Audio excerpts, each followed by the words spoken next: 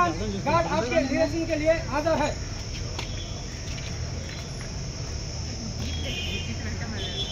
Guard conduct guard centre खड़ा रहे, बाकी गार्ड विसर्जन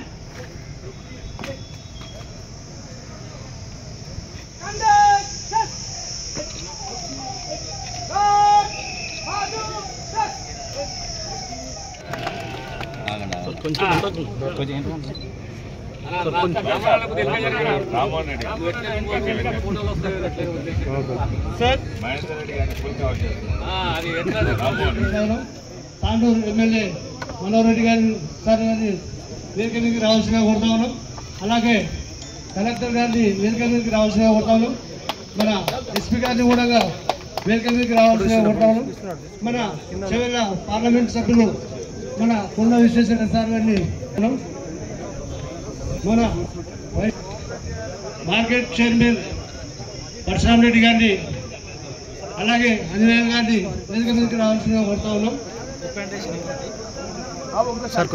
ఇంకోటి గ్రంథాలయ చైర్మన్ రాజేశ్వర రెడ్డి గారు వేదిక మీదకి రావాల్సిందిగా కోరుతా ఉన్నాం. డిఎంహెచ్ఓ వారిని కూడా వేదిక మీదకి రావాల్సిందిగా కోరుతా ఉన్నాం.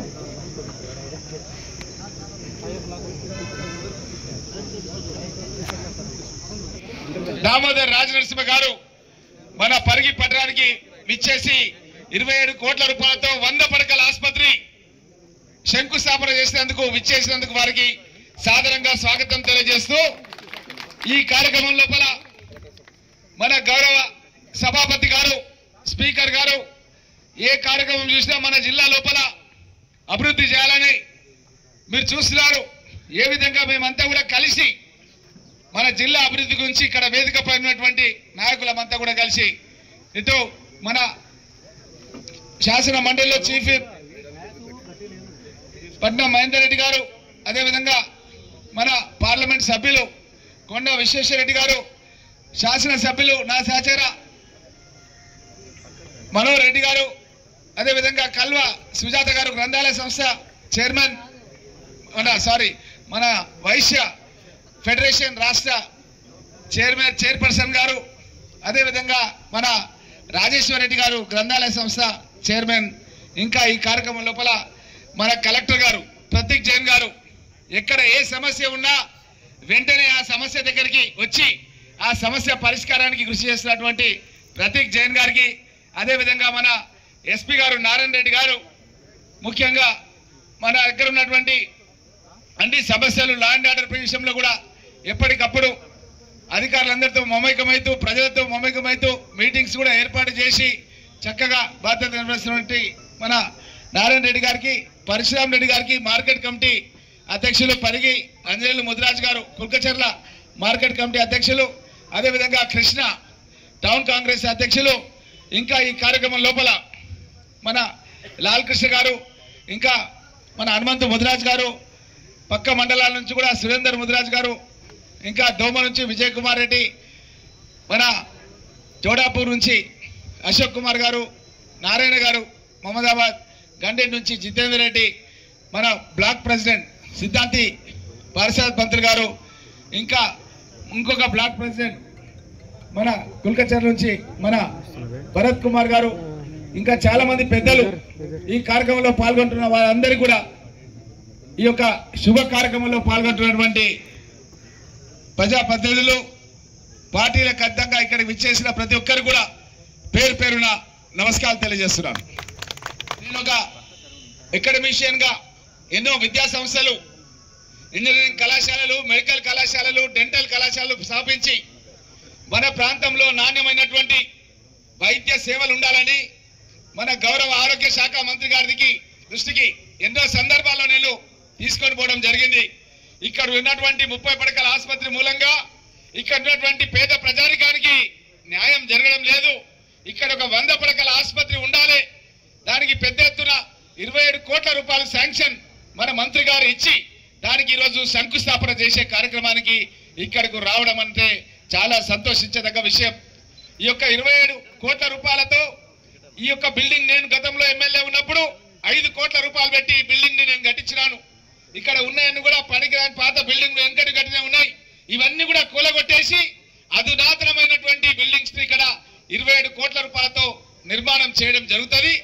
ఇందులోపల గైనకాలజీ విభాగం, అదేవిధంగా మన పీడియాట్రిక్స్ విభాగం అంటే మాతా శిశు తల్లులకు సంబంధించింది, శిశువులకు సంబంధించింది, పిల్లలకు సంబంధించింది ఇక్కడ సపరేట్ విభాగాలు వస్తాయి. ఇది కాకుండా ఆర్థోపెడిక్స్ మనం ఇక్కడ చూస్తున్నాం. ఎక్కడ యాక్సిడెంట్ అయినా సరే చనిపోయిందన్న వార్త వినబడుతుంది, కానీ బతికి బయటపడిందన్నది ఎక్కడ కూడా వినబడడం లేదు. ఆ విధంగా బతకాలంటే మన గౌరవ మంత్రి వర్యులు ఎప్పుడు చెప్తుంటారు, గోల్డెన్ అవర్ అని ఉంటుంది రామ్మోహన్, గోల్డెన్ అవర్ లోపల మనం వాళ్ళని సేవ్ చేయాలి అని ఎప్పుడు చెప్తుంటారు. దానికి ట్రామా కేర్ సెంటర్ ప్రతి 20 కిలోమీటర్లకు ఒక ట్రామా కేర్ సెంటర్ ఏర్పాటు చేస్తామని కూడా శాసనసభలో మా ఎమ్మెల్యే అందరికీ మంత్రులందరూ కూడా ఆ రోజు శాసనసభలో చెప్పిండు. మరి ట్రామా సెంటర్ ఏంటంటే మనం ఇక్కడ చూస్తున్నాం, మన 5-10 కిలోమీటర్ల దూరం లోపలే హైవే లోపల యాక్సిడెంట్ అవుతుంది, మోయినాబాద్ దాటే లోపలే చచ్చిపోతున్నారు. అట్లా సాగకుండా ఉండాలంటే ప్రతి 20-30 కిలోమీటర్లకు రహదారికి దగ్గరలో అధునాతనమైనటువంటి హాస్పిటల్స్ నిర్మాణం చేయాలని డాక్టర్ వైఎస్ రాజశేఖర రెడ్డి గారు ఏ విధంగా అయితే ఆలోచన చేసిండ్రో మన మంత్రివర్యులు కూడా దామోదర్ రాజనరసింహ గారు అలాంటి ఆలోచన చేసి తెలంగాణ రాష్ట్ర వ్యాప్తంగా ప్రతి 20-30 కిలోమీటర్లకు ఏదైతే చౌరస్తలకు మెయిన్ రోడ్లకు దగ్గర ఉన్నటువంటి హాస్పిటల్స్ ఉంటాయో అవన్నింటిని కూడా అప్గ్రేడ్ చేసినటువంటి హాస్పిటళ్లలో అనిస్థీషియా విభాగం ఉండాలి, ఆర్థోపెడిక్ డాక్టర్స్ ఉండాలి, అన్ని విభాగాలు ఉండి అక్కడ మెడికల్ కాలేజ్ కూడా ఈ మధ్య కాలంలో మనం పెద్ద ఎత్తున మన వికారాబాద్ లో ఒక మెడికల్ కాలేజ్ ఆల్రెడీ నడుస్తుంది. కొడంగల్లో కొత్త మెడికల్ కాలేజ్ పద్మ గారు ఇక్కడ ఉన్నారు, ప్రిన్సిపల్ గారు కొడంగల్ మెడికల్ కళాశాల, తను కూడా ఇక్కడికి రావడం జరిగింది. ఈ విధంగా మెడికల్ కాలేజీలన్నింటి కూడా ఇక్కడ ఉన్నటువంటి హాస్పిటళ్లకు అనుసంధానం చేసి అక్కడ ఉన్న ప్రొఫెసర్లను తీసుకొచ్చి మన ప్రాంతంలో ఉన్న హాస్పిటల్లో కూడా వైద్యం చేయడానికి రూరల్ హెల్త్ సెంటర్ కింద కూడా పరిగిది పెట్టాలని చెప్పి కూడా నేను గౌరవ మంత్రి గారి దృష్టికి, కలెక్టర్ గారి దృష్టికి ఆల్రెడీ తీసుకొచ్చినాను. ఎందుకంటే మెడికల్ కాలేజ్ కి అటాచ్ గా మనం ఉంటే అక్కడ ఉన్నటువంటి ప్రొఫెసర్స్ డాక్టర్స్ అంతా కూడా మన పరిగి హాస్పిటల్ కూడా వైద్యం చేస్తే మన దగ్గర ఉన్నటువంటి పేద ప్రజలకు మేలు జరుగుతుందని చెప్పి ప్రభుత్వం దృష్టికి నేను తీసుకురావడం జరిగిందన్న విషయాన్ని కూడా మీ అందరికీ తెలియజేస్తూ, ముఖ్యంగా మనం ఒక విషయం గమనించాలి. గతంలో రాజశేఖర రెడ్డి గారు ఒక గుండె ఆపరేషన్ చేయాలంటే మన ప్రాంతం లోపల సత్యసాయిబాబా హాస్పిటల్ అని చెప్పి అనంతపూర్ లో ఉంటే అక్కడ పేరు నమోదు చేసుకుంటే ఏడాదికో 2 ఏళ్లకో అనంతపూర్ నుంచి ఫోన్ వస్తే సత్యసాయిబాబా అక్కడికి పోయే పరిస్థితులు ఉంటుండే మనకు. అట్లాంటిది రాజశేఖర రెడ్డి గారు ముఖ్యమంత్రి అయిన తర్వాత తెల్ల రేషన్ కార్డు వాళ్ళందరూ కూడా గుండె ఆపరేషన్ చేయాలంటే అది యశోద హాస్పిటల్ కావచ్చు, అపోలో హాస్పిటల్ కావచ్చు, లేకపోతే నిమ్స్ హాస్పిటల్ కావచ్చు, ₹1 కూడా ఖర్చు లేకుండా గుండె రోగం కూడా చేసే స్థాయికి దేశంలో మొట్టమొదటి ముఖ్యమంత్రిగా డాక్టర్ వైఎస్ రాజశేఖర రెడ్డి గారు పనిచేయడం జరిగింది. అలాంటి రాజశేఖర రెడ్డి గారి ఆలోచనతో సీఎం రిలీఫ్ ఫండ్ అని తీసుకొచ్చి ఏ హాస్పిటల్లో వైద్యం చేసుకున్నా సరే వాళ్ళకి సంబంధించిన చెక్కులు కూడా ప్రభుత్వ పరంగా ఇచ్చే కార్యక్రమాన్ని కూడా కాంగ్రెస్ ప్రభుత్వంలోనే ప్రారంభించడం జరిగింది. మనం ఈ మధ్య కాలంలో ఎల్ఓసి అని చెప్పి నిమ్స్ హాస్పిటల్ లోపల నేను ఎమ్మెల్యే అయిన తర్వాత దగ్గర 5-6 కోట్ల రూపాయలకు సంబంధించినటువంటి ఎల్ఓసీలు నిమ్స్ హాస్పిటల్ లోపల ఇప్పించడం జరుగుతుంది. ఇవన్నీ కూడా కాంగ్రెస్ పార్టీకి పేద ప్రజల పైన ఉన్నటువంటి మమకారం మూలంగానే ఇవన్నీ కార్యక్రమాలు జరుగుతున్నాయి. ఇంకా ఇప్పుడు అప్గ్రేడ్ చేయాలని తెలంగాణ డయాగ్నోస్టిక్ సెంటర్స్ అని పెట్టి ఆ డయాగ్నోస్టిక్ మన హాస్పిటల్స్ లలో ఉన్నటువంటి పేషెంట్స్ ని డయాగ్నోస్టిక్ చేసి సొంతంగా వెహికల్స్ ఏర్పాటు చేసి ఆ వెహికల్స్ లలో డయాగ్నోస్టిక్ సంబంధించినటువంటి పరీక్షలకు సంబంధించిన నమూనాలు సేకరించి దాన్ని మన వికారాబాద్ లో ఉన్న డయాగ్నోస్టిక్ సెంటర్ దగ్గర పంపించి అక్కడ రిపోర్ట్స్ కూడా ఆన్లైన్ ద్వారా పంపించి ఏ రోగికి ఏ వైద్యం చేయాలనేది కూడా ప్రభుత్వం ఎల్లప్పుడూ కనిపెడుతూ పనిచేస్తుందన్న విషయాన్ని కూడా మీ అందరి దృష్టికి తెలియజేస్తూ, ఇదే కాకుండా ఒక డయాలసిస్ సెంటర్ కూడా మన హాస్పిటల్కు రాబోతుంది. ఇప్పుడు 27 కోట్ల రూపాయలలో అత్యాధునికమైనటువంటి operation theatres, post graduate doctors, dialysis hospital ఇవన్నీ కూడా మన యొక్క పరిగి హాస్పిటల్ కి రాబోతున్నాయి. పెద్ద ఎత్తున అభివృద్ధి కార్యక్రమాలు అన్న విషయాన్ని మీ అందరి దృష్టికి వాజిదని ఇక్కడ ఒక కార్యకర్త ఉండే हमारे अब्बा को मैं हैदराबाद ले जा रहा हूँ साहब, यहाँ पे आप डायलिसिस शुरू करें तो अच्छा रहता है, किराए को गाड़ी लेके मैं हैदराबाद जाके आ रहा हूँ साहब అని చెప్పి ఎన్నో సార్లు చెప్పడం జరిగింది. కాబట్టి అట్లాంటి వసతి మన ప్రాంతంలోనే ఏర్పాటు చేయడానికి అని చెప్పి ఈ యొక్క డయాలసిస్ సెంటర్ కూడా ఏర్పాటు చేయడం జరుగుతున్న విషయాన్ని కూడా మీ అందరు కూడా తెలియజేస్తూ, ముఖ్యంగా ఇక్కడ ఒక నర్సింగ్ కళాశాల కూడా పెట్టాలి. ఎందుకంటే మా దగ్గర చాలా మంది నర్సెస్ హైదరాబాద్ లో పోయి ట్రైనింగ్ చేస్తున్నారు. మా యొక్క చంద్రయ్య నస్కల్ నుంచి ఎప్పుడు అడుగుతాడు, సార్ మన దగ్గర ఒక మన నర్సింగ్ హాస్పిటల్ కూడా పెడితే బాగుంటుంది అన్నాడు. మరి నర్సింగ్ హాస్పిటల్ పెట్టాలంటే మనం ఇక్కడ ఒక హాస్పిటల్ కూడా 100 పడకలది ఉంటే దానికి అటాచ్మెంట్ కింద నర్సింగ్ హాస్పిటల్ ఏర్పాటు చేయడం జరుగుతుంది. కాబట్టి ఇప్పుడు మనకు 100 పడకల ఆసుపత్రి ఒక ఏడాది లోపల పూర్తయితుంది. కాంట్రాక్టర్ అపాయింట్మెంట్ అయిపోయిండు, పనులు నిరవధికంగా కొనసాగుతాయి.